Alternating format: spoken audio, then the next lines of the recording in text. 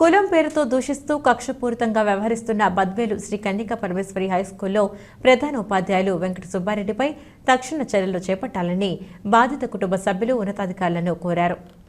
బద్వేల్ నియోజకవర్గం Badvel ZP high school Shri Kanyaka Parameshwari high school నందు గత 15 సంవత్సరముల నుండి మాగిపోగు శౌర్య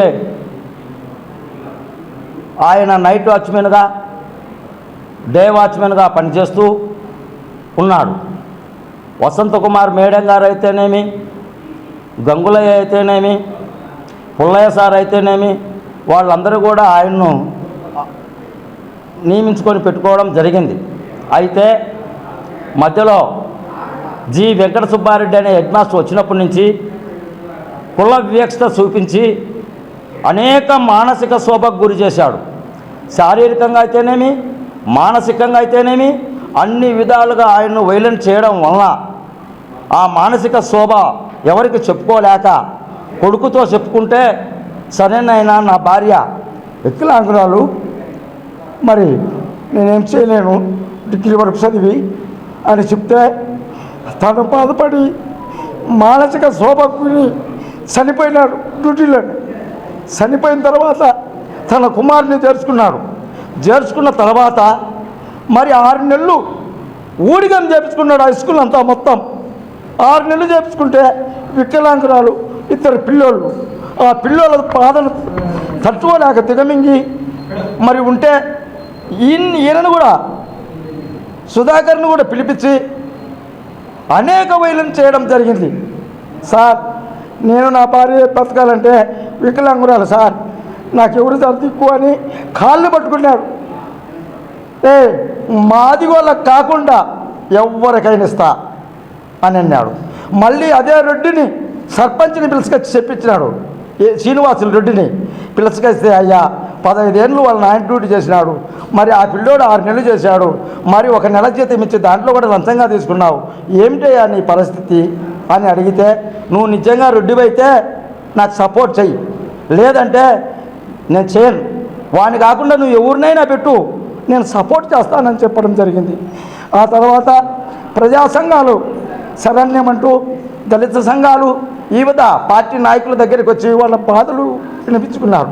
వెంటనే మేమందరం కూడా సంపూర్తిగా ఎంక్వైరీ చేశాం. కన్జ్యూమర్స్ ప్రజా సంఘాలు, దళిత వేదికలు, అక్కడి నుంచి వామపక్ష పార్టీలు అన్నీ కూడా కలిసి నిజ నిర్ధారణ కమిటీ ఎవరుందో వాళ్ళు అడిగి తెలుసుకోవడం కూడా జరిగింది. అయితే టీచర్లందరూ కూడా మానసిక శోభకు గురి చేయడం వల్ల వాళ్ళు కూడా మాకు కొంతమంది నిజాలు చెప్పారు, కొంతమంది ఆయన చేసే పనులన్నీ కూడా చెప్పారు. దానివల్ల ఆ స్కూల్ కూడా చాలా బస్టు పట్టిపోయింది.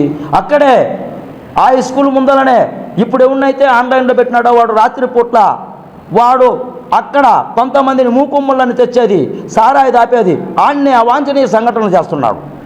అదే విధానంగా ఎవరైనా మాట్లాడితే వాళ్ళ మీద దాడులు చేసేదానికి కూడా వాళ్ళు సిద్ధపడతారు.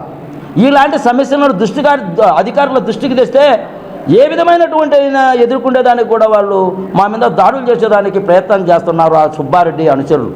కాబట్టి సర్వోన్నత కడప జిల్లా అధికారులకు తెలుపుకున్న వెంటనే, కలెక్టర్ గారికి, ఎస్పీ గారికి తెలుపుకున్న వెంటనే ఆర్డర్స్ వేసి 3 రోజుల లోపల 3 రోజుల లోపల నాకు సమాచారాన్ని నా టేబుల్ మీద ఉండాలని కలెక్టర్ గారు చెప్పడం జరిగింది. అయితే హెడ్ మాస్టరు, డిప్యూటీ డిఓ ఇద్దరు కుమ్మక్కై ఈ సాక్ష్యాలను ఈ టెంటను తారుమారు చేసి మరి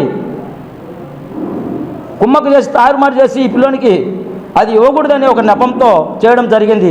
అందులో భాగము ఒక సాక్ష్యము, నిన్ను 1 నెలంతా నేను అడిగినాను, నువ్వు 27/6 తారీఖున నువ్వు ఆన్లైన్ చేసినావు, మేము పోయిన జూను 1వ తారీఖు నుంచి 22వ తేదీ వరకు నిన్ను మేము అడిగినాం.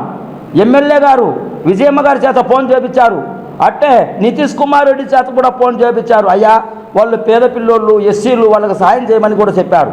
కానీ అవన్నీ కూడా హెడ్ మాస్టర్ తుంగలో దొక్కి తన దౌర్జన్యానికి, తన కుల వివక్షత మమ్మ చూపించినందుకు చాలా మేము ఇదైనాం. అందుకు కాబట్టి వెంటనే అతన్ని సస్పెండ్ చేయాలి, వెంటనే SC/ST కేసు నమోదు చేయాలి, వెంటనే ఆ చేర్చుకున్న పిల్లోని రద్దు చేయాలి, వెంటనే ఆయనకి ఇవ్వాల్సిన గౌరవ వేతనాన్ని స్కూల్లో అది 5 నెలలది చెల్లించాలి. మాకు ఎలాంటి బద్వేలు అవాంఛనీయ సంఘటన జరగకుండా సుబ్బారెడ్డి అనుచరులతో కానీ వాళ్ళ రౌడీజన్ మూకుమ్మలతో కానీ ఎలాంటి జరగకుండా మాకు తగు రక్షణ కల్పించాలి కడప జిల్లా కలెక్టర్ గారు, కడప జిల్లా ఎస్పీ గారు. కాబట్టి మా హృదయపూర్వక ధన్యవాదాలు తెలియజేస్తూ జిల్లా బద్వేలి మండలంలో ఉన్నటువంటి శ్రీ కన్నికా పరమేశ్వరి పాఠశాల నందు గత 15 సంవత్సరాల నుంచి మా నాయన డే నైట్ డ్యూటీ చేస్తూ ఉన్నాడు. 2000 మాయిభోగి శౌరి అనే మా తండ్రి గారు గత 15 సంవత్సరాలు అక్కడ డే నైట్ డ్యూటీ చేస్తున్నాడు. ఈ 2023 7వ నెలలో 24లో మా నాయన చనిపోవడం జరిగింది. మా నాయన చనిపోయిన అనంతరము ఆ డ్యూటీని నాకు అప్పచెప్పడం జరిగింది. అనేక విధాలుగా మా నాయన్ను అక్కడ ఉన్నటువంటి హెడ్ మాస్టర్, కొత్తగా ఛార్జ్ తీసుకున్న హెడ్ మాస్టారు అనేక విధంగా కుల వివక్షను చూపి మా నాయన్ను కానీ వేధించడము, మానసికకు గురి చేయడం జరిగినది. ఎంతో ఆవేదనతో మా నాయన దగ్గర నా దగ్గరికి వచ్చి, నాయన మరి ఇటు చేస్తాను సారు, మాది వాళ్ళ మనీ మమ్మల్ని ఇబ్బంది పెడతానంటే, నాయన ఎట్లా అటు చేయనా, మన పరిస్థితి బాగాలేదు, మన భార్య వికలాంగురాలు కదా, ఎట్లా చేయని చెప్పడం జరిగింది. మా నాన్న చనిపోయిన అనంతరం కూడా నేను ఆ డ్యూటీలో కొనసాగుతూనే ఉన్నాను. ఇప్పటిదాకా డ్యూటీ చేస్తూనే ఉన్నాను. 5 నెలలు నా చేత డ్యూటీ చేయించుకొని 1 నెల నాకు చెక్కు రూపంలో 5,000 ఇచ్చి మళ్ళీ 2,000 తీసుకొచ్చి నాకు ఇవ్వు అని చెప్పడం జరిగింది. ఎందుకు సార్ మళ్ళీ మీకు 2,000 నాకు 5,000 కదా అని అంటే, లేదు నీకు ఏదైనా జాబ్ అవుట్సోర్స్ కింద పెడితే నీకు ఖచ్చితంగా పెడతాను నాకు తెచ్చి అనడం జరిగింది. నేను అతనికి మళ్ళీ తీయడం జరిగింది. అయిన తర్వాత అవుట్సోర్సింగ్ జాబ్ వచ్చినప్పుడు వేరే అతనికి ఇవ్వడం జరిగింది. ఎందుకు సార్ ఇలా చేశారు మీరు, నేను నిన్ను నమ్ముకోయినా కదా, మేమే కదా డ్యూటీ చేస్తున్నాను అంటే, నేను మీ ఎస్సీల గీను, మాదిగ మాలలో అసలు గీయను, నీ దుక్కున్న చోటు చెప్పుకోపో అని చెప్పడం జరిగింది. ఎందుకు సార్ అలా మాట్లాడతావు, నేను డ్యూటీ చేసినా కదా, ఏమి డ్యూటీ చేయని అతనికి అతనిది పొరవల్లో అయితే అతనికి ఇవ్వడానికి కారణం ఏముంది సార్, నేనేమన్నా తప్పు చేసినా ఇక్కడ అని అడగడం జరిగింది. నువ్వు ఎక్కువ మాట్లాడేది తేడా, నీ దిక్కున్న చోట చెప్పుకోపో అని చెప్పడం జరిగింది.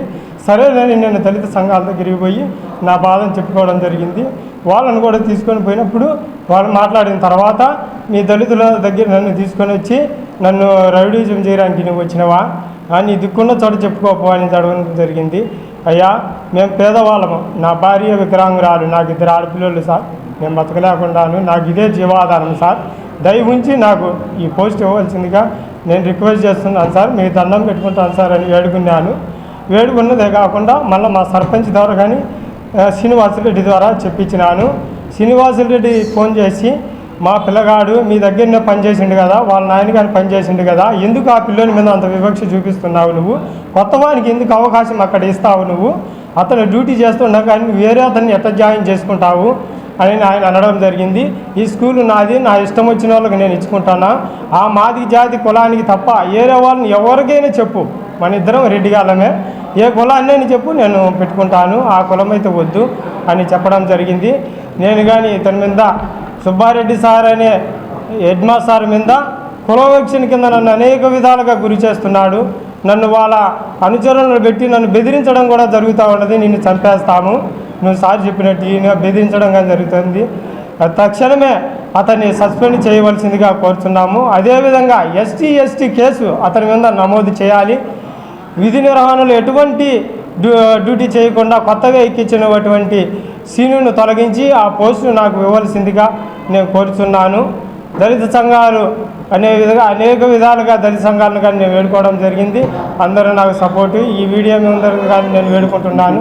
డిప్యూటీ డిఓ కానీ విచారణ అనంతరం వచ్చి నాకు కానీ న్యాయం చేస్తానని చెప్పి తర్వాత అతను కూడా ఒక్క మాట కానీ నాకేం తెలియకుండా వాళ్ళిద్దరూ హెడ్ మాస్టర్ డిప్యూటీ డిఓ కుమ్మక్కయ్యి నన్ను అనేక విధాలుగా ఇబ్బంది చేస్తున్నారు.